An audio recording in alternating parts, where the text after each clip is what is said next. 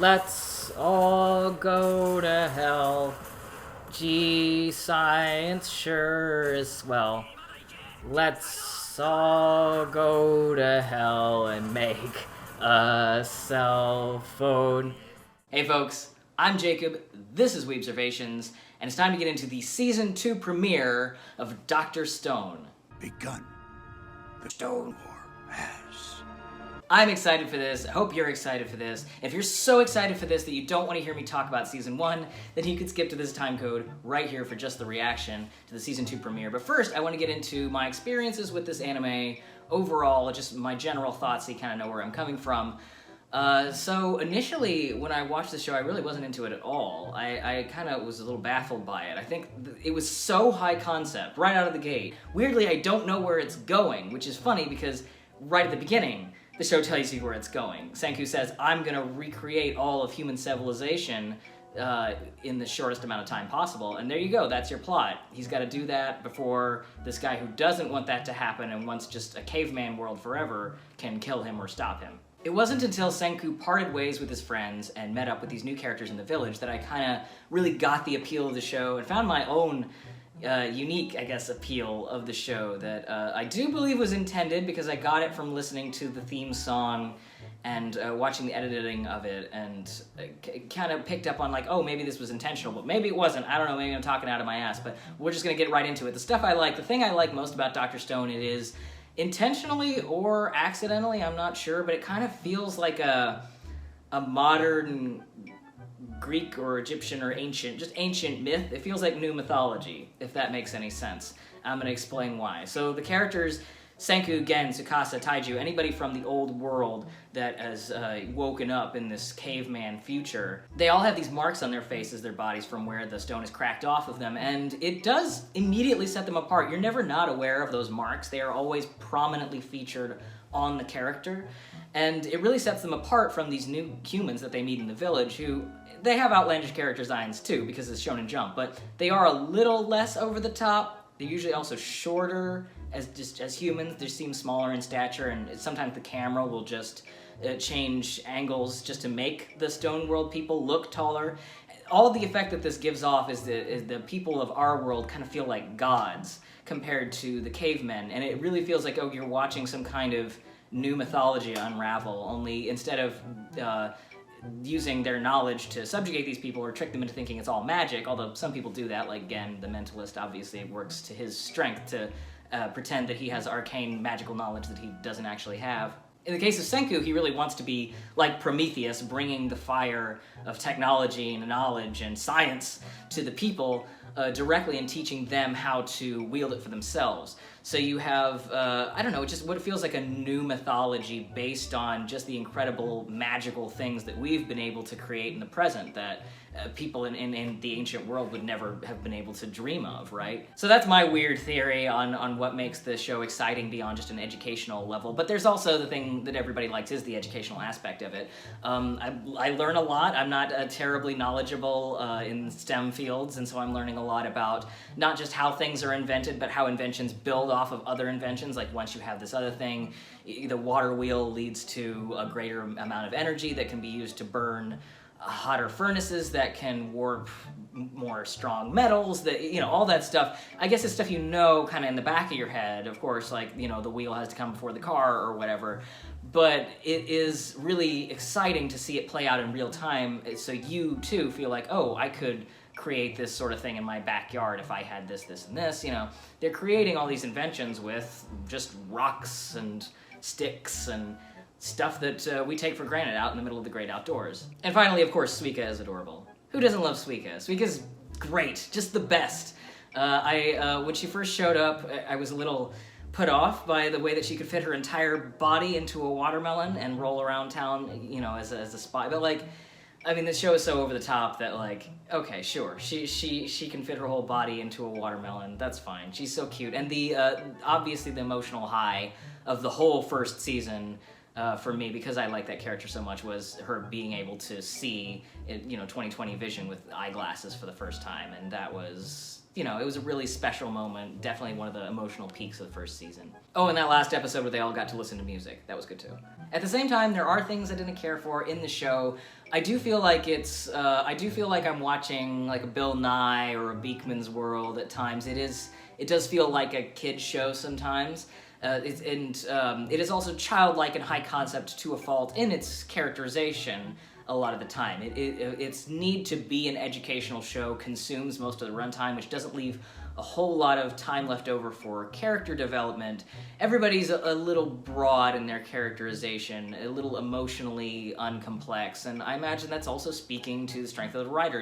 Write what you know, and what this particular mangaka knows a lot about is the progression of technology, and really inspiring figures like astronauts and people who are galvanized, godlike, myth-like, incredible people, right, who have changed history. I get the feeling that that's what this writer is most interested in. So you have that in the characters, but when you have a show that goes on for as long as it does, a story that goes on for as long as it does, you can make your characters feel a little fat. That's why I like Gen so much, actually, is because he is more of a wild card in terms of you don't necessarily... It feels like his motivations can change, while everybody else is a little bit staid in their motivations, really simple, straightforward, and there's not a whole lot of room for mix up there. So it's not really a complaint, it's just I'm watching a show that's maybe aimed at younger viewers and is more focused on science education than it is complex characters, whatever. It's not really a gripe so much as it is, well, okay, I knew what I was watching when I picked it up. And I've gotten used to the crazy character designs, the over-the-top weird art, but I still don't like the female character designs, particularly like the lead girl. I say the lead girl, but she's barely been in it. We're gonna come back to her more in season 2. Her face. It's bad Cyber Team and Akihabara energy. It's like that early 2000s, cute means eyes that consume the entire face, right? Aesthetic that frightens me. I also don't like that our hero finds the concept of emotion cringy, and it's, I guess, a strength of his. I do want to see that challenged in the future, and I don't think I'm gonna, but the character of Senku being 1 billion%, as he might say, rational about things is, it's just not very engaging. I don't really like the scenes where he's like, his dad almost says something nice to him and he's like, I don't want to hear any sentimentality from you, I don't care about emotions. And it's fine, and it's supposed to be funny, but there's a thing like that kind of runs through the show, and emotion and irrationality is important to me as somebody who loves storytelling. I do think that makes stories stronger, not weaker. So the show's commitment to everybody sort of being their best self and the best heroes being 100% rational is, I don't know, maybe not my favorite thing about it. And finally, what I hope to see from the show, I just want the Stone Wars to begin. And I don't mean that in a negative way insofar as I don't mean like, oh, it's been nothing but setup, because the setup has been great. Dr. Stone has only been more and more engaging and entertaining as it goes on. The last part of the first season was the most exciting stuff. However, something's gotta give. I want to see the fight really commence. I want to know how you defeat a kingdom full of muscle men with a cell phone that's the size of my apartment. I want to know what that's gonna be like. So I'm just excited for the Stone Wars to begin. So without further ado, let's get into it. Let's find out how Senku and his friends are going to defeat the Kingdom of Might. Already off to a good start. The most trustworthy member of the cast is going to tell us a story. Oh, he's telling us the story of episode 1. Well, this is how these premieres often go, isn't it? Need a little time for recap. It has been a year. Actually, since that year was 2020, it's been 3,000 years, much like in Dr. Stone. Alright, I already know this guy's dogma. We're gonna make a strategic choice here and go... Is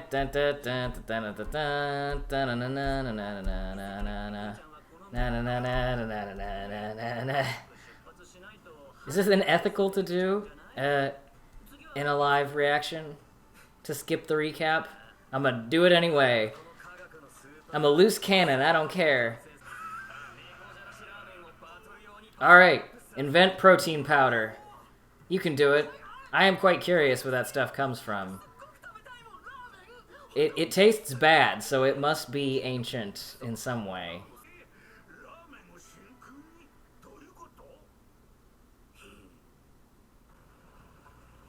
So I'm curious as to what makes... Oh god, oh no, he stripped. Okay. Well, whatever it is, it's very exciting, the secret to vacuuming ramen, but I'm wondering what difference it makes to vacuum the air out of the package that would make it more nutritious? Or does it just allow a greater concentration of nutrients? Or... I don't know, I actually have no idea where this is going, because I don't know what you could do that would make ramen more nutritious. That's scientific. Just teach me, Dr. Stone. Oh, I see. So the idea is not to make it more nutritious, it's to make more of it portable, which is interesting. So yeah, there's nothing wrong with the amount of nutrition in the foxtail ramen. It's just you gotta be able to make it portable, long-lasting, and a lot of it. If you can't have good food, have a lot of bad food. You know, if Dr. Stone says it's good for you can be battle ready by eating just a giant pallet of Maruchan ramen, then I feel more confident about my eating habits over the past year.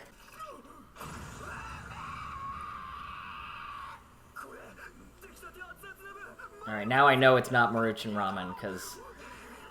yeah. Nobody has ever had that reaction to instant cup noodles. Now, I kid, but, like, Japanese cup noodles are on another level from... If all you've eaten is American instant noodles, the same thing, for, like, the same price, $1 for 400 calories of dried-up ramen, like, tastes way better in Japan. Like, even the cheapest stuff in Japan tastes 1,000 times better than Maruchan ramen, which is really nasty. So, to be fair, I bet those cup noodles do taste pretty good compared to what you can find in a Kroger or a grocery store over here. I'm going to be excited to see those characters again, because it's been a while. I think it was advantageous for the story to switch over to, well... yeah, who the hell are those people? And they still didn't improve Yuzuriha's character. She still got... They just shrunk her eyes and made her lips bigger. She still looks like an alien. I spat. That's what I think of that character design.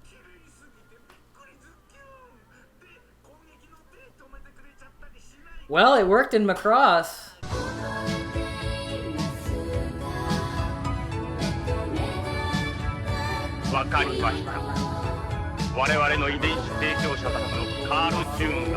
I'm sorry, it's Makuros. Is he actually proposing that they use this song to... That can't be. That can't be what he's proposing. No, I'm curious, though. How will the power of music help us win the Stone War?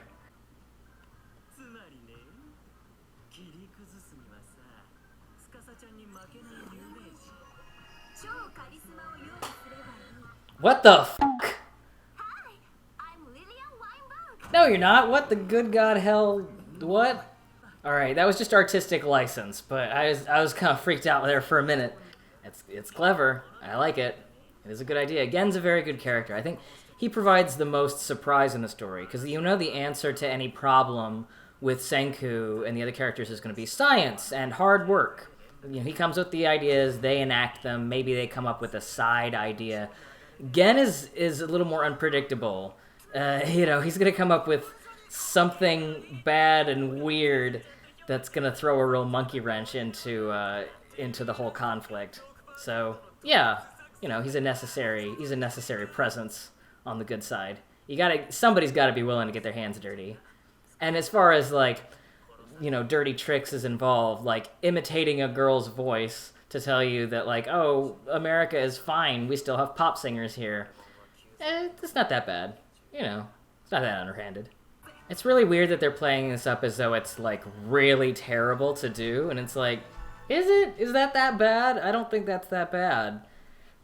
If that's what sends you to hell, like, we're all gonna be partying there together, I think.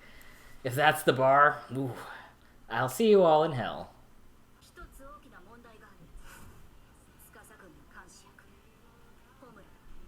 Oh, I forgot she was there. How long has she been in that tree? Didn't they say the weather had gotten, like, freezing cold? I mean, she's there nights, no fire, no nothing. I feel like this was the biggest problem with creating this cell phone. It's like, how do you sneak something that is fully, like, the size of the apartment that I live in over to the enemy camp with carrying just 2 or 3 people carrying giant buckets of cell phone material. Alright, we need a distraction. Oh, even the rabbit's into it. That rabbit's going to hell too. Let's all go to hell. Gee, science sure is swell. Let's all go to hell and make a cell phone. Yes! Next week, I guess. Stone Wars beginning, eventually. It's Shonen Jump. We all knew it was going to take a while. Alright, that was Dr. Stone, episode 25, The Stone Wars beginning. And the Stone Wars have begun, however slowly, and I'm already kind of caught off guard by the fact that the biggest thing that stuck out about this episode is that the gang have ethical quandaries. I mean, Gen and Senku obviously don't have any ethical problem with it, but they're worried that their allies are going to have ethical quandaries with lying to the enemy, even though they've made it very clear that the enemy wants to come and kill them and destroy all of their advancements and presumably culture and just, you know, the enemy wants to stomp them out. Tsukasa is not playing at all. So I'm a little surprised by that angle, that they're joking about going to hell and worried about conflict from the other members of the village on the idea of fooling them by lying to them with this cell phone that they're making. That's weird. I'm a little surprised that they're worried about that, but the bigger thing that stuck out to me was something that I caught only in the new opening theme that played after I kind of stopped recording. It showed what it looks like modern, maybe American characters in a modern setting in the opening, so it's possible, I guess, unless these are just stone characters that are being shown in the past that have yet to wake up, but it's certainly possible that this lie they're constructing about civilization having restarted in America or somewhere overseas might actually be true. That would make sense to me. That is also a very Shonen Jump escalation thing to do. Like, there's other people that have woken up in other countries and advanced science in their own way, like unrelated to Senku. That makes sense to me. That's actually something I do want to see more of. So I'm actually hoping that's true. I'm hoping that the lie that they pose turns out to be a little accurate accidentally, and that we meet other characters who have unstonified in other countries and done their own thing and built their own civilizations outside of Senku's influence. Thank you so much for watching this far. Please leave a like, subscribe, comment especially. Comments I've heard really particularly please the algorithm baby, so if you would like to help support me and the algorithm baby, you can do all that, or you can head over to Patreon, support me there, and you'll get your name in the credits, and you can vote on future reaction video topics. I'm really going to be ramping things up and doing a lot of these going forward, and hopefully some other kinds of videos as well. Don't worry, I'm not just doing reaction videos. I do have bigger plans, but I'm gonna need some time to pull them off. So if you're interested in what I've been doing so far, please yeah, support me, and thank you so much for tuning in to this episode, and I will see you all for a future episode of Dr. Stone in a couple of weeks.